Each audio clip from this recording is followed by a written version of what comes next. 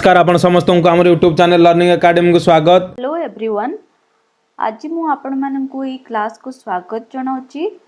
आज हम पढ़िबा पेडागोजी ऑफ बायोलॉजिकल साइंस रो डिफरेंट ब्रांचेस और हिस्ट्री ऑफ बायोलॉजिकल साइंस कोन। तो प्रीवियस क्लास रे आमे तो मीनिंग ऑफ बायोलॉजिकल साइंस कोन, तार नेचर कोन, तार स्कोप, फंक्शन ए सब विषय रे डिस्कशन करिथिले। आज हम देखिबा तार ब्रांचेस ता कोन रहिछि। आमे जते बेले क्लास 6 ऊपर को पढ़ुचु, जेतेबेले अपर क्लास को जाउचु सेतेबेले कोन हमर डिफरेंट डिफरेंट सब्जेक्ट हि अछि। फिजिक्स गोटे सब्जेक्ट, केमिस्ट्री गोटे सब्जेक्ट, बायोलॉजी गोटे सब्जेक्ट, एमिते डिफरेंट सब्जेक्ट हि जाउची। किंतु जेतेबेले हमें क्लास 5 पर्यंत पढ़ुचु सेतरे कोन होची ओनली साइंस सब्जेक्ट पढ़ुचु। सेई गोटे साइंस बुक रे ही हमें फिजिक्स, केमिस्ट्री, बायोलॉजी आ एनवायरमेंटल साइंस ए सब जिंस हम गोटे थिरे ही कवर करूचु। बट हायर क्लासेस हो गले बहुत सारा वास्ट जिनस अच्छी साइंस रे, तो आमको से सब्जेक्ट डिवाइड करिया को पड़ुची। तो एबे हमें देखिबा तार ब्रांचेस गुडा को कोन रहिची। तो ब्रांचेस से प्रथमे आसिला फिजिक्स। फिजिक्स रे हम कोन पढुचु, हमर फिजिकल मटेरियल विषय रे हम पढुचु, जेमिति कि मोशन, टाइम, ग्रेविटेशन, गति कोण, हमर माध्याकर्षण शक्ति कोण, ए सब जिनस रे हम कोथरे पढुचु फिजिक्स। देन आसिला केमिस्ट्री। केमिस्ट्री रे हम कहा विषय रे पढुचु, हमर जो केमिकल रिएक्शन गुडा को होची से विषय रे हम पढुचु केमिस्ट्री रे। जेमिति लेंबू को हम जदि लूण ऊपर चिपुडुचे से कोन हो जाची, कलरटा ब्लू कलर हो जाची। एटा कोन पई हैला, केमिति को रिएक्शन हला, ए सब केमिकल रिएक्शन तार प्रॉपर्टीज गुडा को, हमर मेटल कोन, नॉन मेटल कोन, तांकर रिएक्शन ऑक्सीजन सहित केमिति होची, से सब जिनस हम पढुचु केमिस्ट्री रे। देन आसला हमर बॉटनी। बॉटनी रे हम कहा विषय रे पढुचु, प्लांट्स विषय रे पढुचु, तार ग्रोथ, डिजीज ए सब विषय रे हम पढुचु प्लांट रे। सेमिति बॉटनी रे सेमिति हम जूलॉजी रे कोन पढुचु, जूलॉजी रे हम एनिमल विषय रे पढुचु, सेमानकर हैबिट, हैबिटेट को जगह रहुचंती, तांकर कैरेक्टर्स गुडा को कोन रहिची, तांकर क्लासिफिकेशन कोन, सेटा हम पढुचु जूलॉजी रे। देन एस्ट्रोनॉमिकल साइंस बा एस्ट्रोनॉमी जहा को कहा जाउची, सेतरे हम कोन विषय रे पढुचु, हमर जो सूर्य, चंद्र, ग्रह, तारा, सौरमंडल ए विषय रे पढुचु हम एस्ट्रोनॉमी रे। जियोलॉजी आसिला। जियोलॉजी रे हम कोन पढुचु, हमर अर्थ, हमर पृथ्वी रो स्ट्रक्चर कोन, सेठी को टाइप रो मिनरल मिलुची, हमर कोन सब पत्थर रॉक्स गुडा कोन मिलुची, को टाइप रो सॉइल मिलुची, से सब जिनस हमें जियोलॉजी रे पढुचु। देन एग्रोनॉमी आसिला। एग्रोनॉमी रे कोन पढुचु हमें, हमर कृषि विषय रे मुख्यतः पढुचु, जेमिति को को टाइप रो पानी पागरे को टाइप रो फसल ठीक से हेई परिबो, हमर सॉइल रो पीएच केते थिबा दरकार, किंबा आमे जो वाटर रिसोर्स रो मैनेजमेंट केमिति करबा, पानी केते दरकार से जिंस को केमिति आमे भलो से अधिक क्रॉप उत्पादन करि परिबा, से विषय आमे पढुचु एग्रोनॉमी रे। देन आसिला हमर एनाटॉमी। एनाटॉमी रे आमे पढुचु हमर जो structure of different living organism, तांकर जो स्ट्रक्चर विषय रे फंक्शन विषय रे आमे पढुचु एनाटॉमी रे। देन एंथ्रोपोलॉजी रे आमे कोन पढुचु, lifestyles and culture of ancient and modern human being. हमर जो पूर्व मनुष्य माने थिले सेमानकर लाइफस्टाइल केमिति थिला, आजि काली रो ह्यूमन बीइंग मानकर लाइफस्टाइल केमिति अछि, केमिति से जिंसटा इवोल्यूशन हैला, से विषय आमे पढुचु एंथ्रोपोलॉजी रे। माइक्रोबायोलॉजी रे आमे कोन पढुचु, हमर माइक्रो ऑर्गेनिज्म विषय रे, जेमिति बैक्टीरिया, वायरस, प्रोटोजोआ, फंजाई ए बहुत सारा माइक्रो ऑर्गेनिज्म रहिचंती, जहार विषय आमे पढुचु माइक्रोबायोलॉजी रे। बायोटेक्नोलॉजी रे आमे कोन पढुचु, बायोटेक्नोलॉजी कोन गोटे advance science, biology plus technology मिसे के हेची बायोटेक्नोलॉजी। केमिति हमें टेक्नोलॉजी रो यूज रे हमर मॉडिफाइड क्रॉप प्रस्तुत करि परिबा, मॉडिफाइड जीन्स, हाइब्रिड सीड्स ए गुडा को प्रस्तुत करि परिबा। देखो आज काली जो ग्रेप्स गुडा को आसुची सेतरे मंजी रहुनी, फल गुडा करे मंजी रहुनी, जोटा कि दरकार नै सेटा रहुनी, से जिनस गुडा केमिति प्रस्तुत करा जाउची ए बायोटेक्नोलॉजी माध्यम रे। डिफरेंट भेराइटी रो आंब आसुची, डिफरेंट भेराइटी रो फ्रूट्स आसुची, colourful flower, colourful seeds, colourful fruits, ये सब जिनस जो आसुची, हाइब्रिड जो आसुची, जो उन्नत मानर सबू आसुची सीड फल फूल जहाँ भी आसुची केमिति सेटा प्रस्तुत करायाउची बायोटेक्नोलॉजी माध्यम रे। देन आसिला हमर एंटोमोलॉजी। एंटोमोलॉजी रे हम कहा विषय रे पढुछु इंसेक्ट्स विषय रे हम पढुछु एंटोमोलॉजी रे। ऑर्निथोलॉजी रे हम पढुछु बर्ड्स मानक विषय रे, सेमानकर लिविंग स्टाइल, सेमाने माइग्रेशन जो गोटे जगह आउ गोटे जगह को जाउचंती गोटे देश रु अन्य देश को, सेही मानक विषय रे हम पढुछु ऑर्निथोलॉजी रे। देन आसिला हमर साइकोलॉजी। साइकोलॉजी रे हम कोन पढुछु हमर मेंटल स्टेट विषय रे पढुछु, हमर बिहेवियर विषय रे पढुछु। मेंटल स्टेट जो कोन पे मेंटल स्टेट रो बिहेवियर ऊपर को इफेक्ट पडुची सेटा से विषय रे हम पढुछु साइकोलॉजी रे। नेक्स्ट हम देखिबा सेस्मोलॉजी। सेस्मोलॉजी रे हम कोन पढुछु ए गुडा को तमरो जो जनरल साइंस रे भी आसे कि study of earthquakes is called टेक्स, एमिति केतेटा कॉम्पिटिटिव एग्जाम रे आसी थाए ए गुडा को, तो ए गुडा को टिके तुमको मने रखिया को हबो। सेस्मोलॉजी रे हमें अर्थक्वेक्स विषय रे पढुछु। देन आसिला टैक्सोनॉमी। टैक्सोनॉमी रे कोन पढुछु आमे केमिति जो एनिमल प्लांट किंगडम क्लासिफिकेशन होची तांकर नेमिंग विषय रे हम पढुछु टैक्सोनॉमी रे। पैलेंटोलॉजी रे हम कोन पढुछु about plant and animal fossils, से विषय रे हम पढुछु पैलेंटोलॉजी रे। इकोलॉजी रे हमर चारिपार्श्व रे जो अछि एनवायरनमेंट ता विषय रे हम पढुछु। पैथोलॉजी रे हम कोन पढुछु various disease, reason for disease, से विषय रे हम पढुछु। देन मेटेरोलॉजी रे हम कोन पढुछु हमर एटमॉस्फियर, हमर अर्थ, हमर जो समुद्र ओशियन रहिची तांकर इफेक्ट कोन रहिची, सुनामी कोन पई होची, से विषय रे हम पढुछु मेटेरोलॉजी रे। तो ए सब गला हमर डिफरेंट ब्रांचेस ऑफ साइंस। आहरी भी बहुत सारा ब्रांचेस रहिची, ए सब जो ब्रांचेस हम पढ़ले एथिरो किछि जिंस तुमको मन रखी कि एग्जाम रे लिखिबा को पड़िबो। देन हम देखिबा जे बायोलॉजिकल साइंस रो जो ब्रांचेस गुडा को कोन रहिची, एटा त हम देखले नॉर्मल साइंस रो ब्रांचेस। देखो ब्रांचेस ऑफ बायोलॉजिकल साइंस जदि देखिया को जीवा तीनटा टाइप रे हम ताको ब्रांचेस को डिवाइड करि परिबा। गोटे हला प्योर साइंस, गोटे हला अप्लाइड साइंस, आ गोटे हला रिलेटेड ब्रांचेस। तो प्योर साइंस रे हम कोन पढुछु प्योर साइंस रे बेसिकली हमें बोटनी जूलॉजी माने पूरा डिवाइड करूछु दुईटा पार्ट रे, गोटे हला प्लांट, गोटे हला एनिमल। जोटा कि बोटनी रिलेट करूची हमर प्लांट आ तार स्टडी विषय रे, आ जूलॉजी रिलेट करूची हमर एनिमल आ तार स्टडी विषय रे। देन अप्लाइड साइंस टा कोन होईची से प्योर साइंस रो बाहरिची to study the particular fields. Now the branches that have arisen from the pure science and emerged into separate subject due to huge research and development in those field. जेमती कहि परिबा हमें microbiology, एटा botany zoology रो ए माने आजिकली microbiology रो demand ता बहुत रहुची, microbiology biotechnology कोन पई because सेटा गोटे vast field हे गलानी। तो सेथिपाई आमे जेहेतु एटार बहुत अधिक फील्ड हे तार रिसर्च अधिक हो जाउची, सेटा को हम गोटे सेपरेट सब्जेक्ट कहि दउछु। नेक्स्ट आसिला हमर अप्लाइड साइंस रे हम जानले कि प्योर साइंस रे हम कोन पढ़ले प्योर बायोलॉजिकल साइंस पढ़ले हम बोटनी जूलॉजी को। देन बोटनी जूलॉजी रो जो पार्ट गुडा को जो जो सब टॉपिक गुडा को अछि तांको गोटे गोटे कोन करा जायछि सब्जेक्ट हिसाब रे हम पढुछु, सेटा को कहूछु हम अप्लाइड साइंस। तो अप्लाइड साइंस रे प्रथम हम पढुछु एरोबायोलॉजी विषय रे। एरोबायोलॉजी कोन it is a branch of science that studies airborne organism and airborne biological particles। जेमिति एग्जांपल हला पोलेन, स्पोर्स, एगुडा को कोन एयर थ्रो रे देखिबो आमे केते केते बेले गच्छ जो ମାନେ ଶାଗ ଗଛ ଗୁଡାକ ଇଆଡୁ ସିଆଡୁ ହେଇଯାଇଥାଏ। ଆମେ ମଞ୍ଜି ତ ବୁଣିନୁ, କେମିତି ହେଇଗଲା?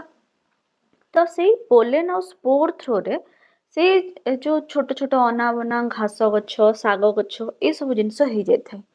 ତ ଯୋଉ ଏୟାରବର୍ନ ଅର୍ଗାନିଜମ ଗୁଡାକ କଣ ଆଉ ଯୋଉ ପାର୍ଟିକଲ୍ସ ଗୁଡାକ କଣ, ସେଇ ବିଷୟରେ ପଢିବାଟା ହେଲା ବାୟୋଲୋଜି।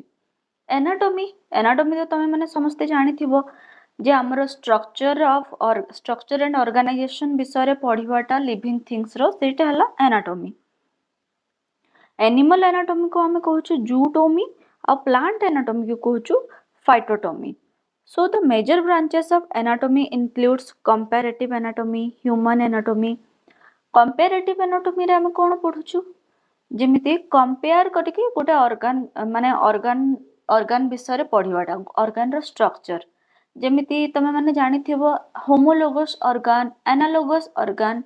माने होमोलोगस कौन, जोटा स्ट्रक्चर सेम थिबो किंतु फंक्शन डिफरेंट थिबो, सेटा हे गला होमोलोगस ऑर्गन। और एनालोगस ऑर्गन कौन, जोटा स्ट्रक्चर डिफरेंट थिबो बट दिसु थिबो सेम, सेटा हे गला फंक्शन थिबो सेम, सेटा हे गला हमरो एनालोगस ऑर्गन। तो यही सब विषय पढ़वाटा है कंपैरेटिव एनाटॉमी। ह्यूमन एनाटॉमी रे आमे कोन पढ़ुछु, हमरो ह्यूमन रो स्ट्रक्चर गुडाक कौन, तार सबू ऑर्गेनाइजेशन केमिति हेची, से विषय पढ़वाटा है ह्यूमन एनाटॉमी। देन आमे पढ़िबा बायोकेमिस्ट्री। एथरे दीटा वर्ड अछि, गोटे हला बायो, गोटे हला केमिस्ट्री। सो कौन कौन रिएक्शन आमर बॉडी भितर होची, से विषय पढ़वाटा है बायोकेमिस्ट्री। जेमिति बायोकेमिस्ट्री आमे कौन बायोमोलिक्यूल्स गोटे आमे पढ़ी था, जो आमे पढ़ू कार्बोहाइड्रेट्स, प्रोटीन, लिपिड्स ए गुडाक विषय। तो बायोकेमिस्ट्री आमे कौन पढ़ुचु, से तार स्ट्रक्चर, प्रोटीन, लिपिड जहाँ जहाँ अच्छी आम बॉडी रे, कार्बोहाइड्रेट, ग्लूकोज, माल्टोज ए सब तार डिफरेंशिएशन गुड़िक कौन, तार डाइजेशन केमिति होची, स्मॉलर पार्टिकल्स को केमिति स्मॉल मॉलिक्यूल्स को डिवाइड होचंती हमर सेल रे तार मेटाबॉलिज्म केमिति होची, ए सब विषय आमे पढ़ुचु बायोकेमिस्ट्री रे। देन आसिले बायोटेक्नोलॉजी भी सेमिति दीटा वर्ड, गोटे हला बायो आ गोटे हला टेक्नोलॉजी। तो application that uses derivatives thereof to specific use, and biotechnology is any technological biological system, living organism or make or modify product or process for specific use। माने कौन, biotechnology रो use आमे biology रे केमिति करूछु, से विषय पढ़वाटा है biotechnology. जेमिति आमे कौन जीन मोडिफिकेशन करूछु, जीन क्लोनिंग करूछु, एका टाइप रो सेम टाइप रो जिनिस माने गोटे ऑर्गेनिज्म बहुत सारा बाहर करिया पई आमे क्लोनिंग टेक्निक यूज करछु, डिटो सेम टू सेम करिया पई gene cloning. Then gene modification रे आमे कोन करूछु, गोटे पार्ट रो जीन को जो आमे डिलीट कर दोछु, एंड गोटे सपोज गोटे भल वेराइटी रो मैंगो अछि, तो हमको कौन दरकार, से भल वेराइटी मैंगो रो से जीन टाको हमको दरकार, सो दैट आमे से गोटे इम्प्रूव वेराइटी रो सीड प्रोड्यूस करि परिबा। किंतु से जो सपोज से भल वेराइटी मैंगो रो गोटे डीमेरिट हला कि सेतरे पोको जल्दी हो जाउची से मैंगो रे। तो आमे कौन करिबा, थ्रू बायोटेक्नोलॉजी से जो पोको कौन पे होची, से जीन जो अछि ताको डिलीट कर देबा, आ से जो भल जीन अछि ताको गोटे नॉर्मल मैंगो रो जीन संगरे मॉडिफाई करिकी बायोटेक्नोलॉजी थ्रू रे गोटे इम्प्रूव वेराइटी रो सीड प्रोड्यूस करिबा। तो सेई सीड को जेतेबेले आमे वृक्षरोपण करूछु, सेतेबेले गोटे हमको डिजायरेबल, हमको जो टाइप रो मैंगो रो वेराइटी दरकार, से टाइप रो मैंगो रो वेराइटी हमको मिलिगला। तो एई सब जिनिस आमे पढुछु बायोटेक्नोलॉजी रे। नेक्स्ट हमर आसिला सेल बायोलॉजी। सेल बायोलॉजी रे आमे का विषय पढुछु, ऑब्वियसली आमे सेल विषय ही पढुछु। So it is the study of the physiological properties of cells, their interaction with one another and their environment on the microscopic and molecular level। सेलटा को आम कौन देखुचु microscope रे ही देखुचु मॉलिक्यूलर लेवल रे ही ताको आम स्टडी करि पारुचु। तो सेल बायोलॉजी रे आम सेल रो कंपोजिशन कौन सेल प्रॉपर्टीज कौन तार जो नियर बाय सेल अच्छी ता संगरे सेमानकर इंटरैक्शन कौन सेटा सब पढुचु आम सेल बायोलॉजी रे। देन आसला हमर जेनेटिक्स रे आम कौन पढुचु स्टडी ऑफ जीन्स आउ से गोटे जीन्स रो माने तांकर इनहेरिटेंस केमिति होची गोटे जनरेशन रो आ गोटे जनरेशन को से विषय आम पढुचु जेनेटिक्स रे। देन माइक्रोबायोलॉजी रे कौन पढुचु आम माइक्रो ऑर्गेनिज्म मानक विषय रे जेमिति फंगी बैक्टीरिया प्रोटोजोआ ए सब विषय रे आम पढुचु माइक्रोबायोलॉजी रे। पैलेंटोलॉजी रे आम कौन पढुचु it is the study of ancient plants and animals based on the fossil record and evidence of their existence preserved in rocks, and this includes the study of body fossils, tracks, burrows, fossilized fishes and chemical residues। तो देखो आमर जो Harappa civilisation ए सब जिनस जो आम history रे पढ़ीचु से आम केमिति केमिति जना पड़ुथला कि आग काल रे जो मनीष माने थिले से माने बहुत माने तांकर हाइट बहुत बड़ थिला तांकर से स्कल तांकर जो स्केलेटन मिली से थुरु से माने जानि से थुरु जना पड़ुथला। तो आग काल जो स्केलेटन मिलुची जो फॉसिल गुडाक मिली फॉसिल रेकर्ड से थुरु आमे आग कालर केमिति से माने एंशिएंट टाइम रे केमिति सेमानकर बॉडी रो स्ट्रक्चर थिला प्लांट रो स्ट्रक्चर केमिति थिला एनिमल रो स्ट्रक्चर केमिति थिला से गुडा को आमे पैलेंटोलॉजी रे पढुछु। देन आसला हमर फाइलोजेनी रे आमे कोन पढुछु it is the origin and evolution of a set of organism usually species. A major task of systematics is to determine the ancestral relationship among known species, both living and गोटे species किंबा group रो evolution केमिति होची तांकर history of evolution विषय पढ़िबा एवं तांकर ancestor मानक तांकर रिलेशनशिप विषय पढ़ियाटा को हम कोन कहूछु फाइलोजेनी। देन आसला हमर फिजियोलॉजी रे हम कोन पढुछु आमर बॉडी भितर जिते भी बायोकेमिकल रिएक्शन चली से विषय आम पढ़ा को फिजियोलॉजी कहे। फिजियोलॉजी आम कौन पढ़ुचु डिफरेंट टाइप सिस्टम जमती रेस्पिरेशन एक्सक्रेशन जो आमर हार्ट सर्कुलेशन से विषय आम कौन पढ़ुचु फिजियोलॉजी। तो देला it is a branch of biology that deals with the mechanical, physical and biochemical function of living organism. Then physiology has been divided into plant physiology and animal physiology. Plant physiology रे आमे कोन पढुछु transpiration विषय रे पढुछु। Then animal physiology रे आमे तो respiration excretion circulation ए सब जिनस विषय रे पढुछु। तो बेसिकली आमे जो अप्लाइड साइंस रे तमे कोन जा जा हमर सब टॉपिक पढुछु ताहा विषय रे तमरो हेडिंग गुडा को दबार अछि ताहा विषय रे लिखिबार अछि। एनाटॉमी तुम जानिଛ कि तार स्ट्रक्चर आ ऑर्गेनाइजेशन विषय पढुछु। फिजियोलॉजी रे तांकर बॉडी रे जहा फंक्शन होची से विषय पढुछु। एग्जांपल दे कि तमे तमर मन रे तमे लिखि परिबो एमति बही रे जो वर्ड देची कि मु जो वर्ड लिखिची से विषय रे एमति मन रखिबार तमरे दरकार नै। तमे तो जानिଛ ना जेनेटिक्स कोन देन हमर पैलेंटोलॉजी कोन माइक्रोबायोलॉजी कोन से विषय सब जानिଛ ताको इजीली तमे लिखि परिबो। नेक्स्ट आम देखा टॉक्सिकोलॉजी। टॉक्सिकोलॉजी कौन वायरोलॉजी कौन virology it is the study of virus and their properties. Virus विषय पढ़ाटा है वायरोलॉजी। देन जो टॉक्सिकोलॉजी कौन आमर बायोलॉजिकल पॉइजनिंग कौन जो आमर पीपल मान को पॉइजन केमिति आसुची आ ताको आमे केमिति तार सिम्पटम कौन मेकानिज्म कौन आमर बॉडी रे सपोज पॉइजनिंग हला सपोज फूड पॉइजनिंग हला कि किछि सापर कामुडा जको किछि पॉइजनिंग हला तार सिम्पटम गुडी को कोन रहबो तार मेकानिज्म कोन रहबो ट्रीटमेंट कोन रहबो डिटेक्शन केमिति रहबो से विषय रे हमें पढ़िबाटा हला टॉक्सिकोलॉजी। देन आसिला हमर जेनोबायोलॉजी। जेनोबायोलॉजी रे हम कोन कहूछु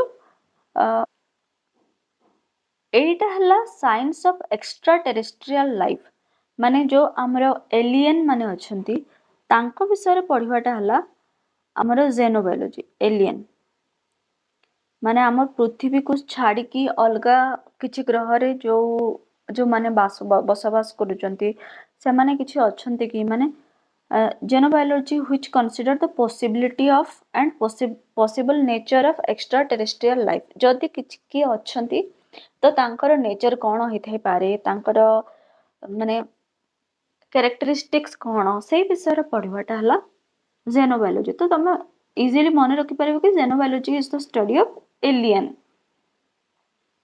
देन रिलेटेड डिसिप्लिन रे आमे कोन पढुछु साइंस और रिलेटेड डिसिप्लिन रे आमे मेडिसिन पढुछु आ एग्रीकल्चरल साइंस पढुछु मेडिसिन रे तमे जानिचो कि ए जो हमर मेडिकल फील्ड डिजीज विषय रे जानिबाटा तारो disease identification prevention practice of the prevention curing of human disease and other alignment of human body or mind then agricultural science रे हम कोन पढुछु it is concerned with the cultivation of the field drilling of the field sowing of seed planting and similar operation of the land तो agricultural science रे basically हम agriculture विषय पढुछु medicine रे हमें हमर जो मेडिकल फील्ड रे जहा डिजीज तार स्टडी तार सिम्पटम ए सब जिंस रे हम पढुछु हमें मेडिसिन रे तो रिलेटेड डिसिप्लिन रे हमर दुईटा जिंस आसी गेला मेडिसिन आ एग्रीकल्चरल साइंस एप्लाइड साइंस रे हमर माइक्रोबायोलॉजी एनाटॉमी फिजियोलॉजी ए परे xenobiology टॉक्सिकोलॉजी एमती बहुत सारा जिंस आसीला आ प्योर साइंस रे हम पढ़ले बायोलॉजी बॉटनी आ जूलॉजी दुईटा जिंस एबे हम देखिबा history of science history science ता केमिति इवॉल्व हला हिस्ट्री ऑफ साइंस रे हम देखिबा जे around 600 before Christ Greeks began the age of theoretical science Greeks माने कोन थियोरेटिकल साइंस को बेसी प्रायोरिटीज दोथले आ से माने सेही विषय रे थ्योरी विषय रे बेसी डेवलपमेंट स्टार्ट करथिले से माने कहिथिले जे science based on logic and reasoning तापर जो रेकॉर्ड गुडा को अछि सेही गुडा को देखिले जणा पड़ला जे हिंदू माने भी हमरो साइंस संगे बहुत फेमिलियर किंतु जो कॉन्सेप्ट ऑफ बायोलॉजी माने बायोलॉजी केमिति गोटे टर्म गोटे एटा हला सेटा 19th सेंचुरी रे स्टार्ट हला and biological science emerge from the tradition of medicine and Ayurveda हमरो जो मेडिसिन अछि आ आयुर्वेद अछि सेही सब जिंसरो हमरो कोन बाहरी छि बायोलॉजिकल साइंस तबे माने तो सुश्रुत चरक ए सब से मानकर ना सुनिथिबो मेडिसिन एंड सर्जरी फील्ड रे तो एही माने हेले हमरो एंशिएंट टाइम्स रो हिस्ट्री ऑफ साइंस रो मेडिसिन आ आयुर्वेदिक क्षेत्र रे जणा सुना ना जोडा कि हमें सुश्रुत आ चरकन को कहि थाउ सेमानकर जो अर्थशास्त्र आउ जो हमरो अछि मेडिसिन विषय रे जे लिखिचंती हमरो सुश्रुत चरक से थ्रू हमें साइंस टा को खोजी की पाइले then 20th century आसिला 20th century रे हमें कोन डिफरेंट नाम माने सुनिथिबा जेमिति रामानुज सुनिछ तमे माने होमी जहांगीर भाभा हरगोविंद खुराना सीवी रमन ए सब जो फेमस साइंटिस्ट माने हले 20th सेंचुरी रो देन तमरो जतेबेले हमें बुक पढू बुक जतेबेले पढू हमें कहा विषय प्रथम पढू कि हमरो जो क्लासिफिकेशन करथिले लिनियस कैरोलस लिनियस प्रथमे कोन करथिले begin to classify the diversity of life हमरो जो एते डाइवर्सिफाइड वर्ल्ड अछि तार क्लासिफिकेशन करिया को किए प्रथमे ट्राई करथिले कैरोलस लिनियस जेमति प्रथमे हमें देखिचु जे अरिस्टोटल आसिले लिनियस आसिले से माने कोन प्लांट आउ एनिमल जहा से माने देखिले दीटा भाग रे विभक्त करले देन आसिले हमर जो माइक्रोबायोलॉजी फील्ड माने अछि सेटा हम देखिले कि हमर जो माइक्रो ऑर्गेनिज्म अछि ताहा को तो प्लांट आउ ऑर्गा जो कोन एनिमल को थरे इंक्लूड करा हिनी तो सेटा को पुणे आरएच फिटकर जेतेबेले आसिले से 5 किंगडम क्लासिफिकेशन देथिले तो ए सब जिंस हमर हला हिस्ट्री ऑफ साइंस हम लिखि परिबा जेतेबेले हमर माइक्रोस्कोप टा डेवलप हला ତ ସେତେବେଳେ ଆମେ କ'ଣ ମାଇକ୍ରୋ ଅର୍ଗାନିଜମ୍ ମାନଙ୍କ ବିଷୟରେ ବେଶୀ ଷ୍ଟଡି କରିପାରିଲେ। ଆଉ ଗୋଟେ ଜିନିଷର ନୂଆ ଉଦ୍ଭାବନ ହେଲା କ'ଣ, ସେଲ୍ ଥିଓରି। ସେଲ୍ ଥିଓରି ତ ତମେ ମାନେ ଜାଣିଥିବ କିଏ ଦେଇଥିଲେ, ସିଲ୍ଡେନ୍ ଆଣ୍ଡ ସ୍ୱାନ୍ ସିଏ ଦେଇଥିଲେ ସେଲ୍ ଥିଓରି ବିଷୟରେ। ଦେନ୍ ଆମର ଯେତେବେଳେ 18th and 19th century ଆସିଲା, the biological science such as botany and zoology become increasingly professional scientific discipline।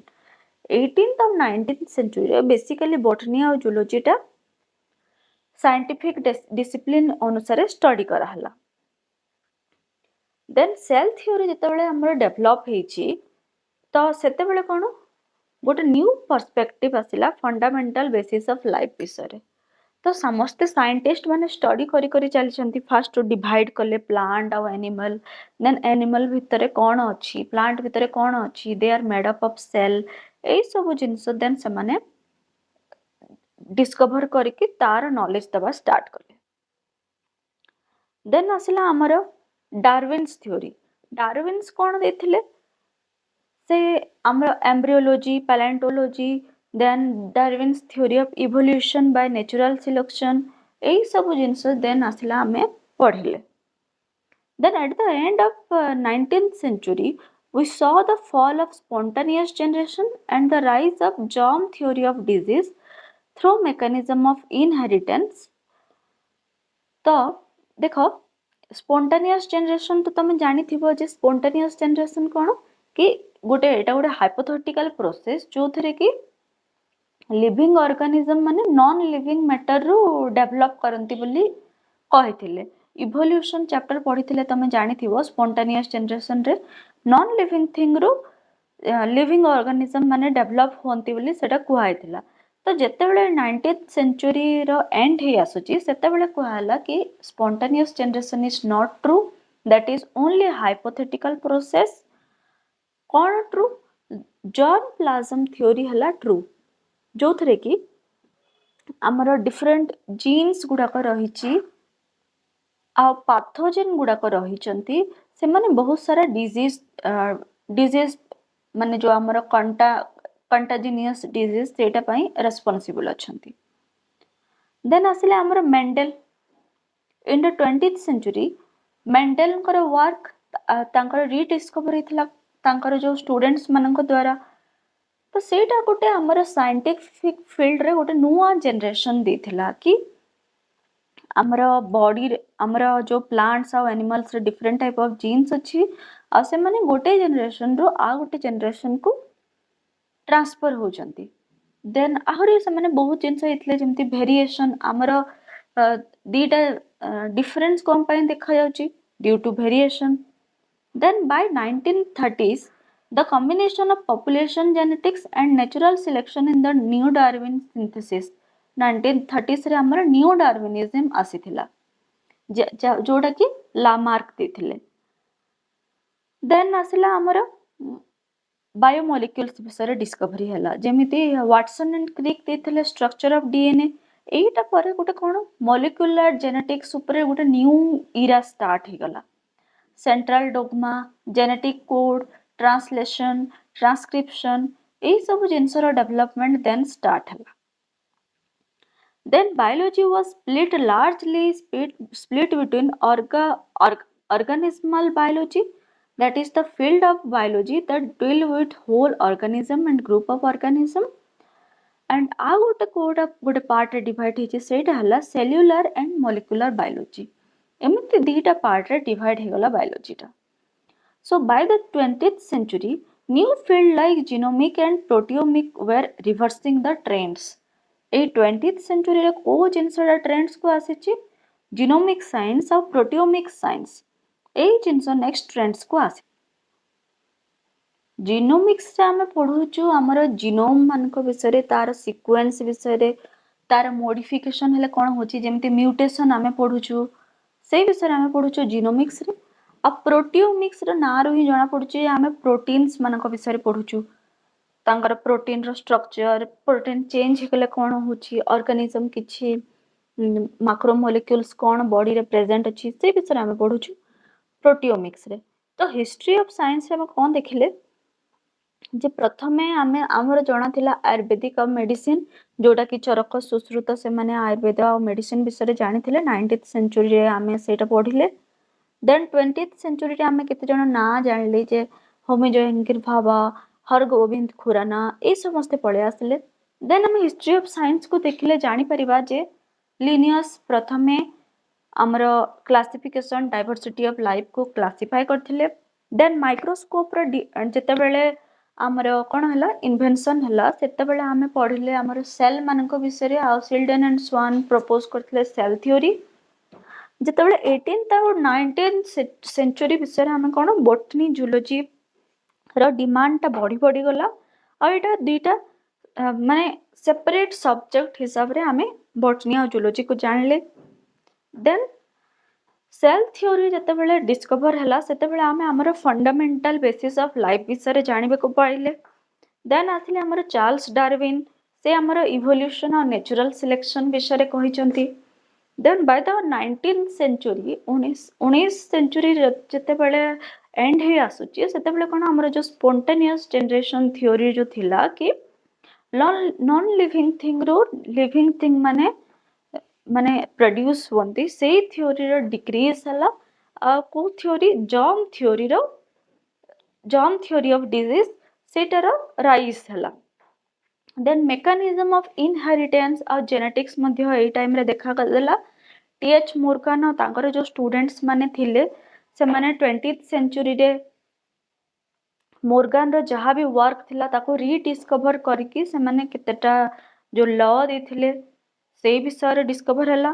Then Neo ଡାରୱିନିଜମଟା ଆସିଲା 1930ରେ।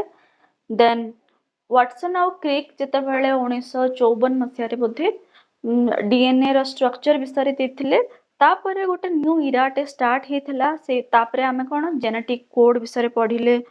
ଦେନ୍ ସେଣ୍ଟ୍ରାଲ ଡୋଗମା, ଟ୍ରାନ୍ସକ୍ରିପ୍ସନ, ଟ୍ରାନ୍ସଲେସନ, ଏଇ ସବୁ ଜିନିଷର ଷ୍ଟାର୍ଟ ହେଲା ପଢିବାଟା ଆମେ।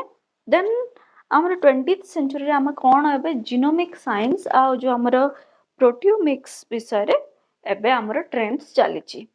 ତ ଯାହା ତମେ ତମର ପଢିଛ ସିରିଏଲି ତମର ବୁକ୍ ଅନୁସାରେ, ସେଇ ସବୁ ଜିନିଷକୁ ଆମର ହିଷ୍ଟ୍ରି ଅଫ ସାଇନ୍ସରେ ତମକୁ ଲେଖିବାର ଅଛି ଗୋଟେ ଇଜି ୱେରେ। ତ ଏଇ ସବୁ ଗଲା ଆଜି ଆମେ ପଢିଲେ ଆମର ହିଷ୍ଟ୍ରି ଅଫ ସାଇନ୍ସ ଆଉ ବ୍ରାଞ୍ଚେସ୍ ଅଫ ସାଇନ୍ସ ବିଷୟରେ। ଏଇଟା ତମର ଲଙ୍ଗ କ୍ୱେଶ୍ଚିନ୍ ଆସୁଛି, ୟାକୁ ତମେ ଇଜିଲି ଲେଖିପାରିବ, ବହୁତ ଇଜି ଅଛି। ତ ଏଇଟା ଟିକେ ଭଲସେ ପଢ, ଆଉ ସବୁ ପଏଣ୍ଟ ଗୁଡ଼ିକ ଟିକେ ଟିକେ ମନେ ରଖିକି ଭଲସେ ଲେଖିବାର ଅଛି ହେଲା। ତ ଏଇଠି ଆମେ କ୍ଲାସଟିକୁ ସାରିବା। Thank you. ଏହିପରିକା ଫ୍ରି କ୍ଲାसेସ୍ ପାଇଁ ଆମ ଚ୍ୟାନେଲକୁ ଲାଇକ୍ କରନ୍ତୁ, ସେୟାର କରନ୍ତୁ, ସବସ୍କ୍ରାଇବ୍ କରନ୍ତୁ ଏବଂ ପାଖରେ ଥିବା ବେଲ୍ ଆଇକନ୍ ବଟନକୁ ମଧ୍ୟ କ୍ଲିକ୍ କରନ୍ତୁ।